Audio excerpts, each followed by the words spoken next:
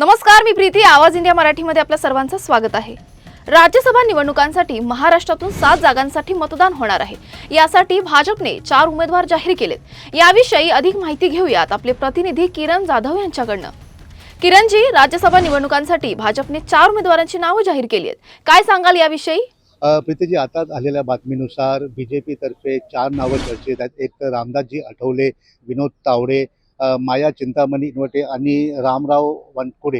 हे 4 नावं जे आहेत हे बीजेपी तर्फे जे आहेत ते खासदारकीसाठी देण्यात आलेले आहेत. कुठे ना कुठेतरी विनोद तावडे जे आहेत ते बीजेपीमध्ये खूप सक्रिय आहेत. त्यांनी अनेक कार्य बीजेपी तर्फे करण्यात आलेले आहे. आणि रामदास आठवले हे एक खूप परिचित चेहरा आहे RPIचा, जो महायुतीमध्ये बीजेपी बरोबर आहे. आणि कुठे ना कुठे ते रामदास आठवले यांचंही नाव चर्चेत आहे. आताच काही दिवसापूर्वी जाहीर होईल की कुणाला ही खासदारकीची नावं पुढे येतात आणि कोण खासदारकीसाठी पुढे जाईल. धन्यवाद किरणजी, आपण दिलेल्या या माहितीबद्दल. धन्यवाद प्रीती. अशाच नवीन बातम्या बघण्यासाठी पाहत राहा आवाज इंडिया मराठी, शोध सत्याचा.